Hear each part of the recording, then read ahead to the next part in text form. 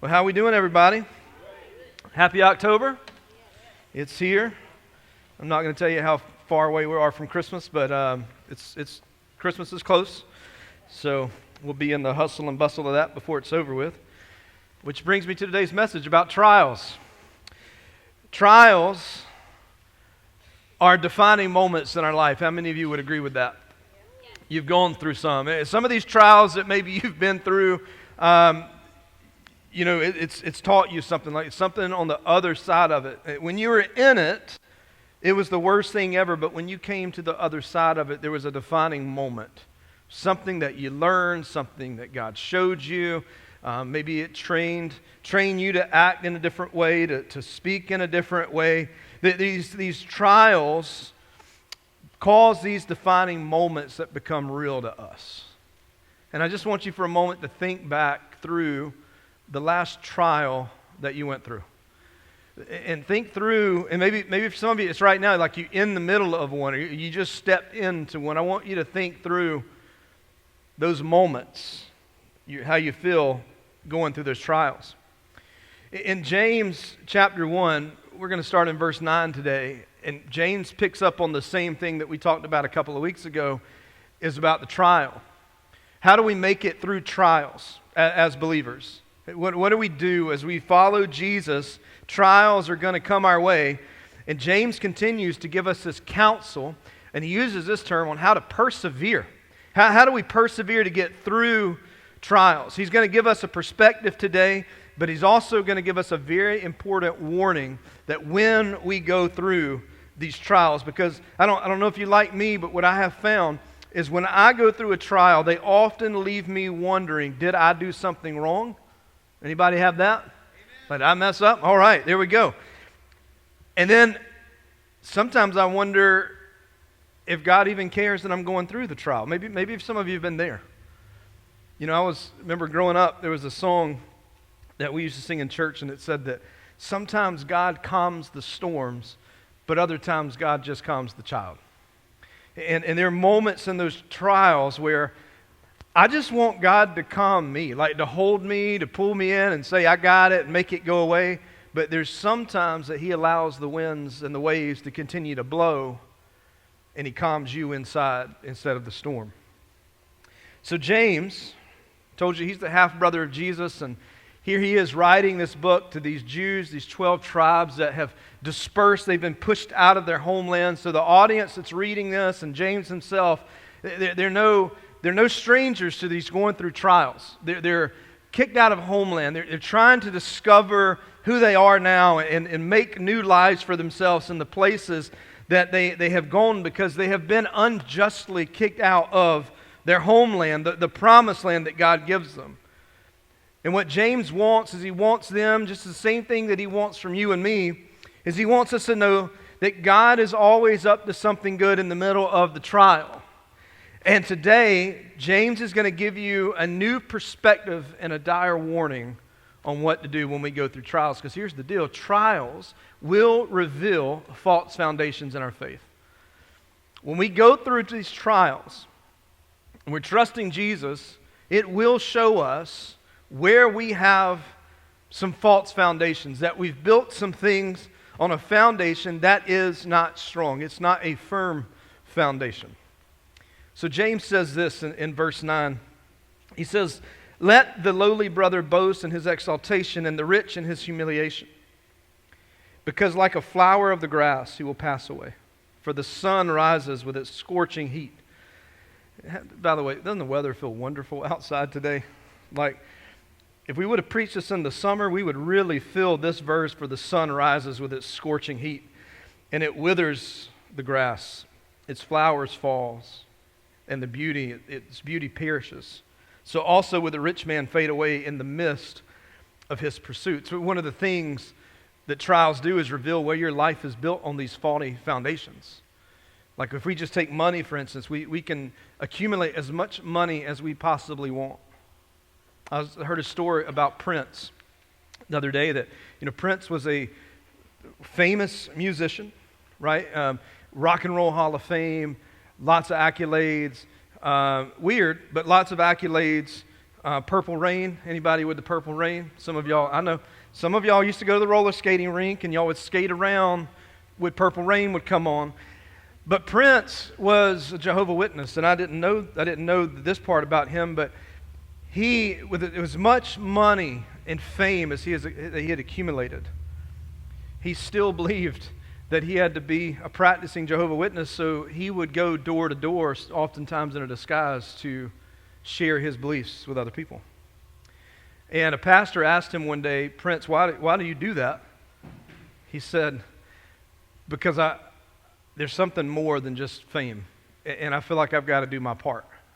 And it was sad because he also bought into this thing that he's hoping just to be a part of the 144,000 that will get into heaven. But even here, Prince says, hey, there's more. There's this driving force. It's not about just our money, because we can't accumulate enough of it. It'll never fill the void that is in our heart. There's a spiritual hole that only God can fill. There's a lumberjack who was cutting down several trees in the forest. And just before he began, he noticed there was this beautiful bird that had gotten in this tree. So the lumberjack goes and he grabs a mallet and he begins beating on the bottom of this tree to get the bird to leave. And the bird leaves annoyed because he just built himself a new nest. And he moves to another tree. And so the lumberjack goes to that tree a couple of days later and he takes a mallet and he bangs on the bottom of that tree to get the bird to leave that tree. Well, this goes on about a half dozen times where the bird goes from tree to tree to tree, and the lumberjack just keeps going and beating the bottom of this tree. And the bird eventually just abandoned the forest altogether, and he went somewhere else and he built the nest on the side of a rock face. Now, I imagine that the bird understood that this lumberjack is trying to be mean. He doesn't want me to have any fun. The lumberjack, he probably thought, was just attacking each tree that he attempted to build a nest in. But the lumberjack's true motive was not meanness, but it was compassion. Because, see, the lumberjack knew that every tree in that forest was about to be cut down. And he wanted the bird to build its nest in a place his axes couldn't touch. Does that not sound like us oftentimes when we go through these trials, when we build our lives on these faulty foundations and God comes and starts beating at the base, trying to get us to understand, to move, and we think God's mean and God's not compassionate and God doesn't care, and where is God? But really what He's trying to do is to move us to a better place.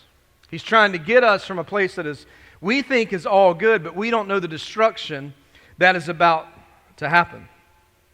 So in these trials, when we're in the middle of them, God is simply trying to move us through the process while learning, while gathering things that He's trying to teach us and show us. And everybody's trial is going to be different, right? We've all had different. Some of our trials have been extremely painful, and others, they've been painful, but they just maybe not compared to what somebody else has been through. So in trials, he says you got to let the lowly brother rejoice in things, and let the rich brother have his humiliation. And then in verse 12, James repeats the theme. He says this, that blessed is the man who remains what? Blessed. The man who remains what is blessed? Steadfast. The man who remains steadfast under trial. For when he has stood the test, he's going to receive the crown of life. Did you catch that? That blessed is the man. So blessed are us, men and women, right? Who remain steadfast while going through the trial. Like we don't give up, we keep pushing forward. For when he has stood the test, he's going to receive the crown of life. There is a promise of a blessing on the other side of your trial. And he says, which God has promised to those whom He loves. James is saying, in the middle of these trials, you and I are to stay steadfast. We're to persevere.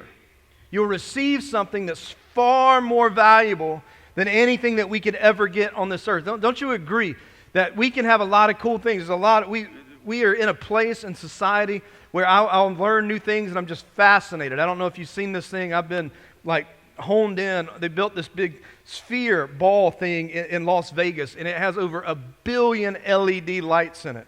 It's they say it's one of the most technologically advanced concert halls in the world, where everything acoustically is perfect. They don't have any sound. It bounces off just at the right angles and the right decibels to where it's just so calming to the ear. And when you walk inside it, this place has got billions of LEDs all over the place, and they can make any picture and anything they want over it. And it's like mind-blowing when you see it and you think, man, this is billions of dollars have been poured into this. And Jesus is going, but it's nothing compared to what I have. Our homes, our families, nothing compared to what Jesus has for us. He says, so when you're in those trials, you got to stay steadfast. You got to persevere. You got to keep on moving. I often think about it like when you're on a treadmill. Any treadmill people in here? Okay, now let me ask this question. How many of you hate the treadmill? Okay, more hands. I'm with you. Because you start, and the moment, I don't know about you, but I'm like 35 seconds in, it's like, sounds like an air compressor has busted, and I'm just ready, I just give up, right? I don't care that I paid this trainer $30 a month. I'm done. Like 30 seconds in, I'm good. I don't want to do this anymore. But what is perseverance? It's getting through the busted air compressor part of you and continuing to your goal. Like, I'm going to run for 5 minutes. And then we get a minute into it, and it's like, I'm going to walk for 5 minutes. And then we get 2 minutes into it, I'm just going to walk for 5 minutes. And then maybe we're going to move up. Like you have to persevere to be able to get through it. You got to push through the hard times. But James says in verse 13 through 18, he begins to teach us that when you go through these trials, yeah, there's a steadfastness. Yes, you need to persevere, but he gives a warning that there are deadly off-ramps of sin ahead of us when we go through these trials.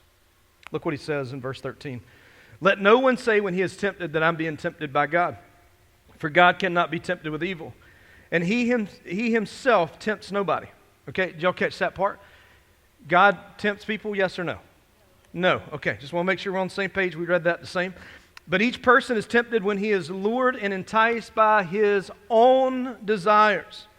Then the desire, when it has conceived, it gives birth to sin. And sin, when it's fully grown, brings forth death. So do not be deceived, my beloved brothers. Every good gift and every perfect gift is from above, coming down from the Father of the lights, with whom there is no variation or shadow due to change. Of his own will be he's brought us forth by the word of truth, that we should be kind of first fruits of his creatures. So he's saying that any temptation to sin is not a trial from God. Like in almost every trial, there's going to be a chance for you to take a shortcut to try to get out of it. I don't want to deal with it, so I'm just going to ignore it. That's one shortcut. Or I'm going to find another way to lessen this pain to kind of get me out of this really quick, right? You know, you ever been on that family trip and you think you're taking the shortcut and you find out it's not the shortcut? Me and my friend Sean McSwain, you know Sean McSwain, we went to a conference a couple of years ago in Florida, and we were on the way home. We were just jabbing back and forth talking, and we're coming from Orlando, and man, we're making good time. You know, we've already made 2 stops at Buc-ee's, at Buc-ee's number 1 and Buc-ee's 2, because what we didn't get at the first stop, we got at the second stop, 30 miles difference. And I'm just sitting over there munching, you know, on the sausage dog on a stick. If you hadn't had that, that's a whole nother heavenly experience. And we're just talking. And we take the shortcut. And then it feels like we're not going anywhere. And I look over, and way out in the distance off the interstate, I was like, man, Sean, what big city is that? Well, I don't know. Well, about 30 minutes later, I look out the window, Sean, what big city is that? It looks like the same city that we passed 30 minutes ago. Yeah, we were making a big loop all the way around Jacksonville because I took the shortcut, right? It was costly because it cost us the time, it cost us fuel, and it cost me a lot of patience because we were just driving in this loop. If you've been to Charlotte, it's the same thing. Like Charlotte, for some reason, decided to build an interstate that goes all the way around their city constantly.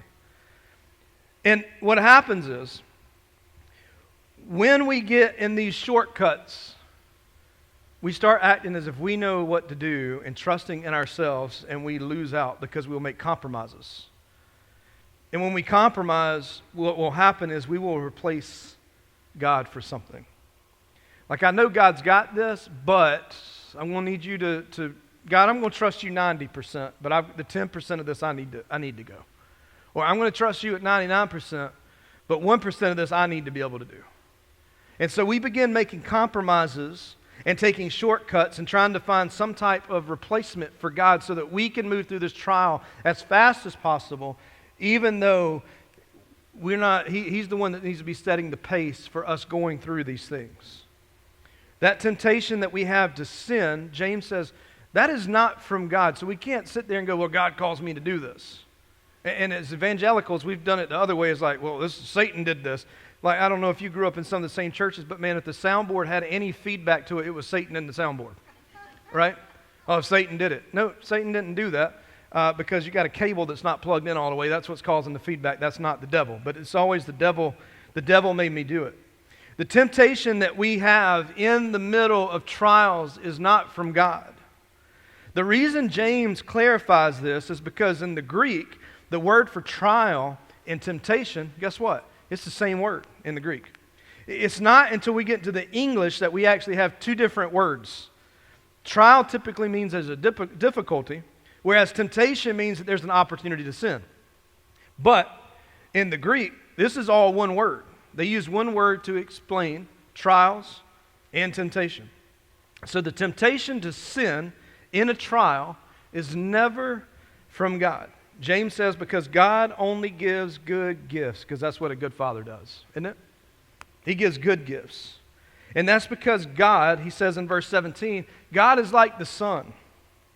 The sun is always shining somewhere, right? It's always shining.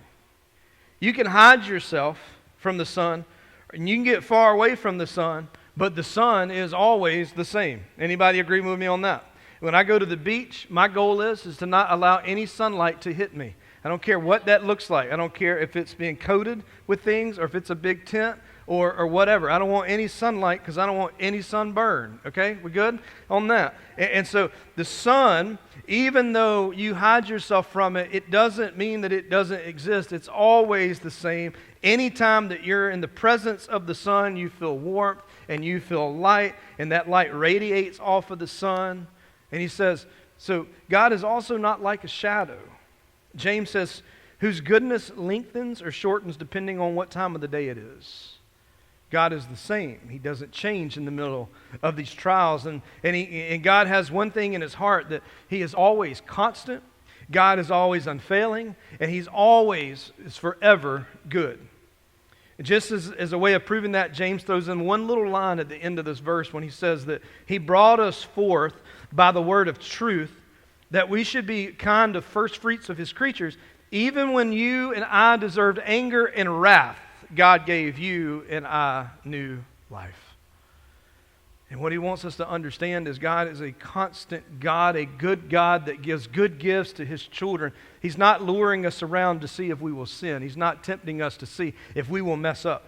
Trials are not there to trip us up to sin. Trials are there because sin entered into the world and we go through hardships, but only with the promise that God walks alongside of us and in front of us to take us through the trial, his presence.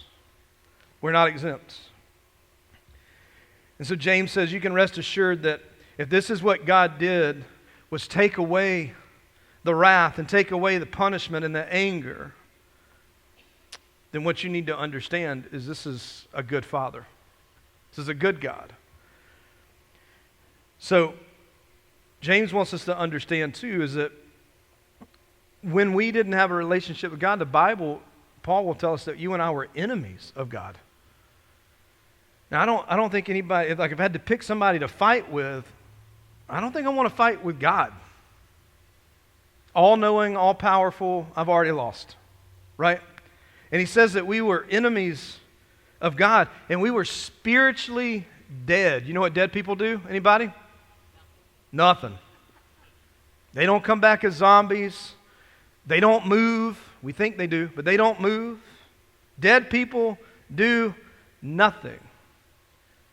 Salvation wasn't our idea. It was God's, and God breathed new life into us. when we were dead. So the question is, if we say that only good comes from God and any temptation to sin doesn't come from God, the question has to be, where does sin come from? It's a valid question, right? Well, in verse 14, James gives us an anatomy of sin. Look what he says in verse 14. But each person is tempted when he is lured and enticed by what? By his own desires. Now, the closer we get to God, our desires begin to add to His desires. We begin to align with His desires. But we have this thing called sin in our life, that oftentimes our desires are not good desires. And if you really want to test your fruit, get stuck in a traffic jam. Drive through Somerville at 5 o'clock in the afternoon, Monday to Friday. And let somebody take a bite of your fruit and let's see how good you are. Right? Don't do it with a Together Church sticker on your car, please. But he says that when you're lured and enticed by your own desires, because our desires don't always align, because we have the sin. And James says that you may have indeed been wrong, but all the situation did was it provided an opportunity for the bad parts of us to be exposed, to come out. When we go through trials, we are enticed to oftentimes, like the trial is, let's just say somebody is talking about us. We know they're gossiping about us. And our first thing is, I'm going to say stuff back. I'm going to put some vague things on social media to kind of get at them, let them know I know that you're saying stuff about me. And then we start to fall down that shortcut, that off-ramp. And the next thing you know, we have gotten ourselves in a big ball of sin that we can't untangle. Because it's our desire. And sin comes from our wayward and distorted desires that we have. And until we embrace the fact that our desires are off, we will never fully grasp the work that Jesus does within us to cleanse us of those sins. And he says in verse 15, so you enticed by the desire, but look what he says now. Then the desire, when it has conceived, it gives birth to what? To sin. So when we have these desires that do not align with God, those things give birth to sin. And desire grows in you until it finds an opportunity for an expression, to express itself in a way that you can express it and you feel like you can get away with it when you express it. We'll say things like this, because sin starts small, right? It's always something very, very small. And as the desire deepens in our hearts, it begins to grow, and when it grows, it gets stronger. And desires become so ingrained, they ingrain in our ways of thinking, and they ingrain in our ways when we think, that the thinking becomes habits, and habits become addictions, and addictions end up becoming life trajectories, and that leads us to a spiritual death when our desire gives birth to sinful behaviors. So let me give you a couple of observations here this morning. Number one, sin is the satanic off-ramp offered to us in a trial. Because we are so tempted to take the easy way out. There's an easy road and there's a hard road. And we oftentimes will take the easy over the hard. Just because it's hard doesn't mean it's not worth doing. I mean, I think back, not that I had anything to do with this or fully understand this, but childbirth. Ladies, you agree with that's tough, right? I mean, you got to carry around a lot of baby for 9 months. And if you do it in the summer, God bless you. You are a saint. And that's hard. Is it not? And then the birthing process. Let's just say it right now. If it were up to us men in this room to populate the earth by having children, the earth would be not populated at all. Because we can't handle that type of pain. Right? It wears us out just watching you have to go through that. It's just, there's this pain. It gives birth. But when we have this sin, Satan almost always offers some type of fleshly comfort as a substitute for trust. Always. Like, it might be a compromise. It might be a way for us to maintain control. Any control freaks in here at all? Like you feel like I've got to have, like let's just do this. How many of you have to have the remote control? Even if it's not your show on, okay? That typically tells it. And when the remote's gone, you lose your mind about where the remote is at. And so you will oftentimes, you will find a way to maintain control. And this might be through alcohol, it might be through materialism, it might be through sex, it might be through bad relationships, it could be through shopping, it could be through manipulation. The bottom line is that you would say on this off-ramp that God is not good enough for you. And you can't put all your faith in Him, and you need something right now to fix it. But God's ways are higher than our ways, and what He asks us to do is to be patient and to wait, and He's going to lead us to where we need to be. But sometimes we want to get off track, so there's these off-ramps that are offered to us in these trials. And when we take these off-ramps, the sin off-ramp, that leads us to death, the spiritual death. When we indulge on those desires, it leads to death. When we decide that, hey, I'm going to say something back, or I'm going to do this, or I'm going to, whatever it is. It might be pornography. And the one thing is I'm just going to clear the history out. I'm just going to clear the history out to make myself feel better because you feel like you need to indulge in that moment. It might be the bottle. It might be drugs. You might be talking to someone of the opposite sex. It's not your spouse, just an innocent text to you, but it really is setting the stage to test the waters. It's the desire leads to death. Because in the moment we try to feel satisfied, we try to feel like everything's okay, and we will do everything that we can. But let me tell you something, sin always leads to our destruction. Always. The devil will try to use our desires to lead us to destruction. In Alaska, hunters have figured out how to hunt wolves. And what they would do is they started taking these knives and they would freeze them till they would form with ice. And they would bury it in the ground so just the ice was out. And the wolves would come and start licking the ice. And the more they licked, the less the ice got, until finally they were licking the blade. And when they licked the first blade, there was blood all over the blade. And because they loved to taste the blood, they would continue to lick until they would bleed out and die. And then they got their hunt. That is what James is talking about here. That there's a blade, and it looks good, and it feels good. But after a while, it gets dangerous. And after a while, we find that we're bleeding. And after a while, we bleed out, and it's too late. And we found our way to death. Sin always leads to death. It always leads to destruction. And let me just throw this in there. As much as it leads to destruction for you, your sin has an effect on everybody else too.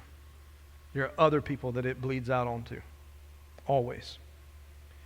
So you can take these off-ramps, and you can take the sin off-ramp and try to move through this trial without having any hurt, any pain. You can do it your own way, and it's going to make it worse, and it's because your destruction is going to cause you to sin, and that sin's going to lead you to death. But then the longer that the sin begins to grow in you, the harder sin becomes to kill. When you keep justifying it, well, I don't really struggle with that. I don't really. And then, y'all, let's stop calling mistakes and call it sin.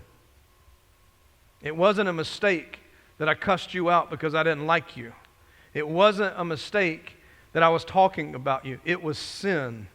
Y'all notice how we do that in our society? That was a mistake. I made a boo-boo. Like, it is sin. And the longer sin grows, the harder it becomes to kill. You have to take it at the root. You have to kill it at the root.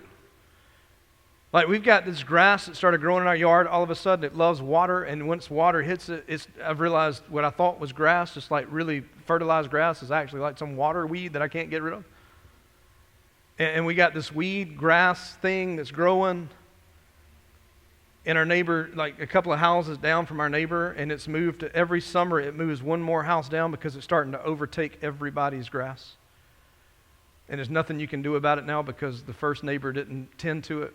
So now it's just blessing everybody all the way down. Doesn't matter what chemical you've put on it. Talk to people and they're like, hey, it is what it is. This is the grass that you're going to have in a couple of summers. But if it's killed at the very root, at the very beginning, it doesn't have that effect on everybody else. But the longer it grows, the longer sin grows, the harder it becomes. Puritan John Owen says this, that you must be killing sin or sin will be killing you. We have to take our thoughts and arrest them. We have to stop watching certain things. We have to start listening to certain things. We need to get out more. We need to free our minds and focus on Jesus. We need to talk to people. We need community to live with. How many of you agree that being in community will help you move away from these desires? Because you need people in your life to tell you this is really dumb. And we don't want to hear it, but hey, this is really dumb. Stop doing that. Jesus is not pleased by that. This is going to lead to destruction. We have got to take sin seriously, and we have to kill it at the desire stage. Take every thought captive and make it obedient to Jesus. The moment that you feel it, you need to call somebody, confess it, move away from it, get yourself outside of that environment. I had a friend of mine who was heavily addicted to cocaine. And by the grace of God, he became clean and got involved in the church. And I said, what did you do to do this? And he said, I never, ever drive down this street in this town, ever. I dodge it. I said, what do you think you're going? He said, that was with my drugs. I bought and sold all my drugs down that street. I said, if you drove down it, do you think that you would go back to selling drugs? He said, I don't know, but I'm not going to find out.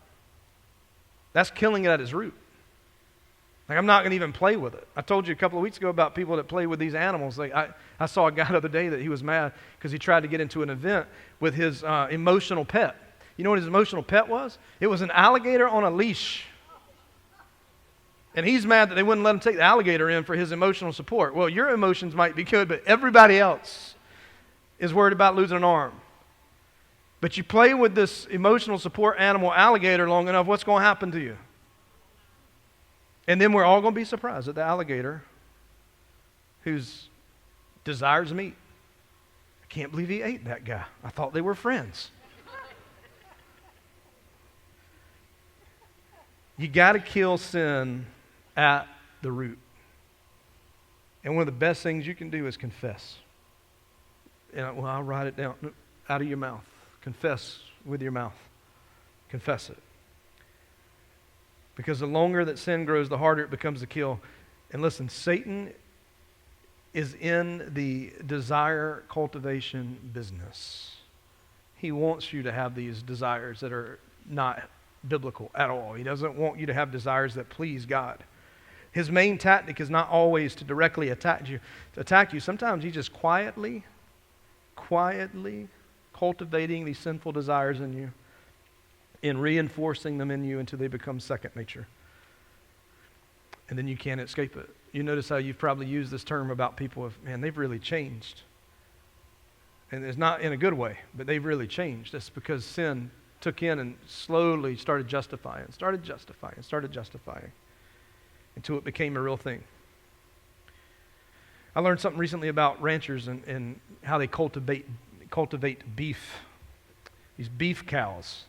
What they found was that at high stress levels in cows, they'll begin to release hormones that will significantly downgrade the quality of meat.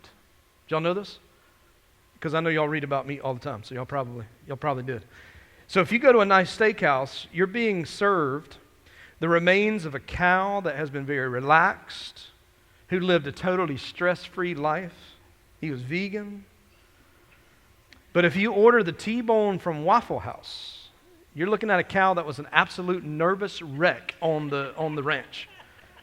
So what these modern ranchers realized, we got to keep the cows, if we can keep the cows calm, it'll help them be better cows. So what they do is they don't chase them around on the ranch. They don't cattle prod them. They talk lightly, and they've realized that the nicer they are to the cows will just do what they ask them to, and they fatten them up. And what happens is they found that if they keep these cows contained and they keep these cows comfortable, then these cows will go over wherever they tell them to go. And they can lead them, and they fatten them up, and these cows are so happy, and they're satisfied, and then they're like, wait, this is a slaughterhouse. What is going on? What is Satan cultivating in your life right now? Fattening you up,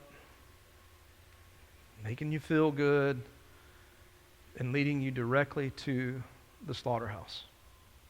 The Bible says that the enemy is here to steal, to kill, and destroy. And we take it so lightly. And then we look at our world and go, oh my gosh, our world is a mess, because we take sin so lightly. Think about it. Like, what if we were serious? Because the sin that we deal with, Jesus paid a high price for that. He pays a very high price for that. My point is, you have to take sin seriously, and you have to do serious work, repenting of that, confessing that, allowing God's grace to work in our lives. Get rid of it. And the best thing you can do today is to find somebody to confess that sin to, and that will hold you accountable. That will not hold you accountable like legalistically, but man, how you doing with this? Okay, what can I do to help you with that? How can we pray for this? And lead and guide you on your journey. So this last part, James says this, go back to this theme. He says, blessed is the man who remains what? Steadfast under trial. This means being on guard too, by the way. For when he has stood the test, he'll receive the crown of life which God has promised to those who love him. He says, be steadfast. James uses these battle and athletic competition imagery. You notice that? He's commanding for us that there's going to be a battle for your soul. If we peel back the layers above us, we would see a spiritual warfare, a spiritual battle that is happening over our souls. Now, I've been fascinated with like the Navy SEALs, right? Not that I think that I'm going to be one. I'm past that stage. What am I kidding? I was never at that stage. But Lone Survivor was probably one of my all-time favorite military movies ever made. I don't know if you've seen it, but the guy's crazy. And I like to watch the movie. I don't really care to read the book, but I watched the movie and was like, man, I know the movie probably didn't tell me everything. So I went and got the book and read the book on this guy. And what I learned about the Navy SEALs were, don't get caught in a dark alleyway with a Navy SEAL. Because when they go through what they call Hell Week, to become a SEAL, you have to make it through 6 months of training. So let's start with that. It's the hardest 6 months. Is the third week that they call Hell Week, because they're like, this is what hell's going to be like. So for 5.5 days, in which you get almost no sleep, okay? In 5 days, you run over 200 miles. All right, we're all out, right? Amanda, you're still good. Everybody else is all out. They ain't running 200 miles.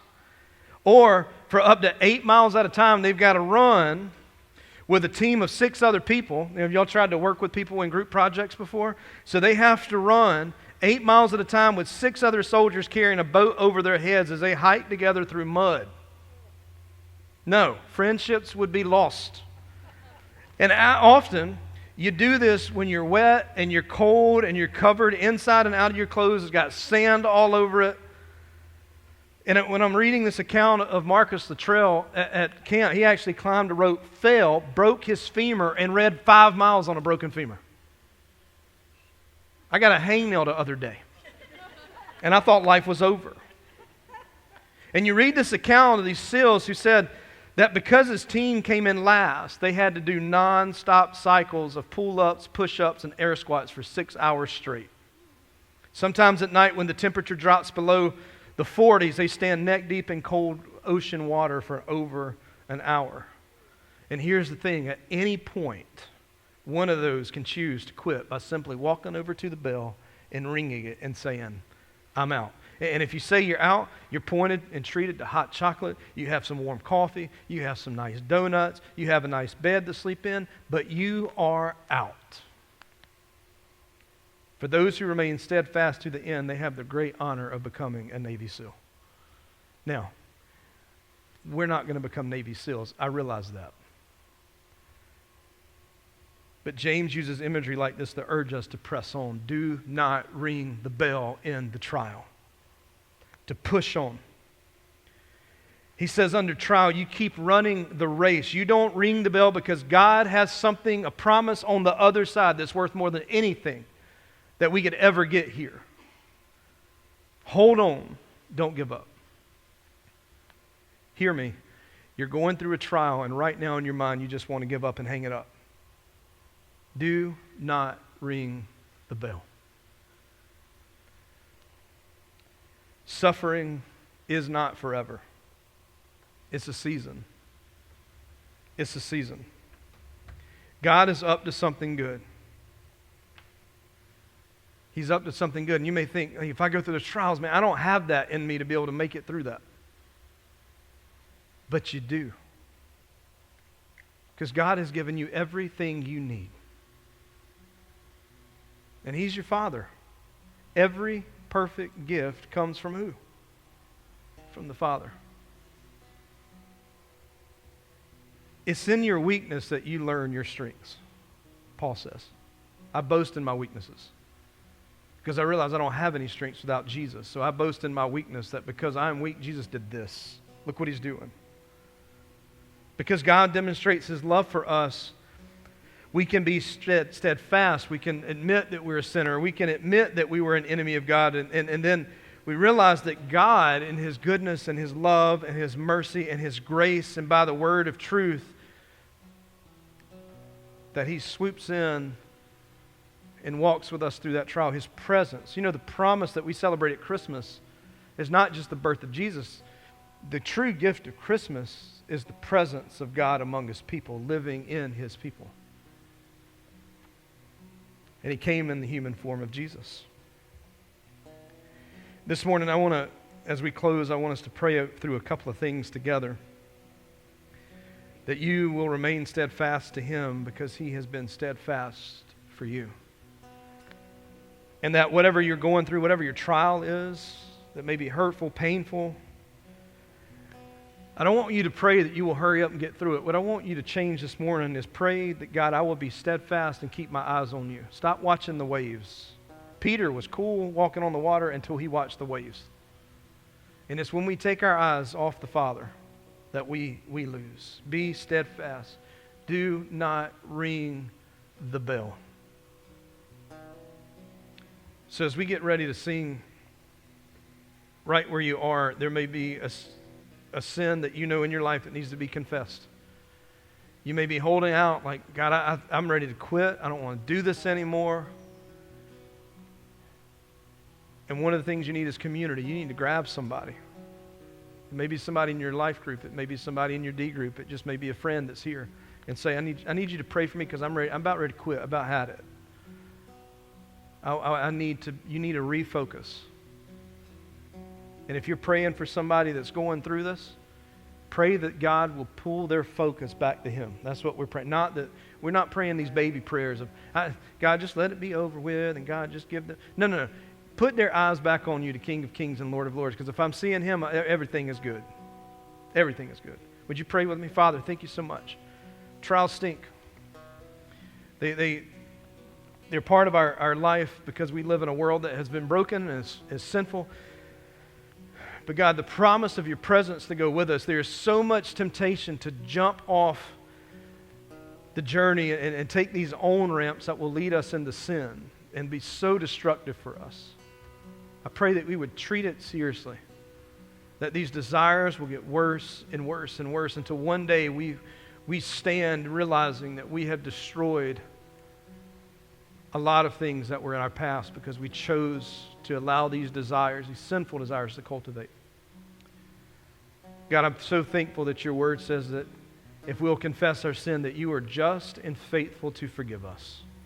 That is a promise. So today, with whatever sin is being confessed in this room, that whatever we say out of our mouths, God, we know from your word, and because you are a God of a promise, that you will forgive our sin. So I pray in this moment that your Holy Spirit would work, convict our hearts, draw us to you. I pray these things in your name. Amen and amen.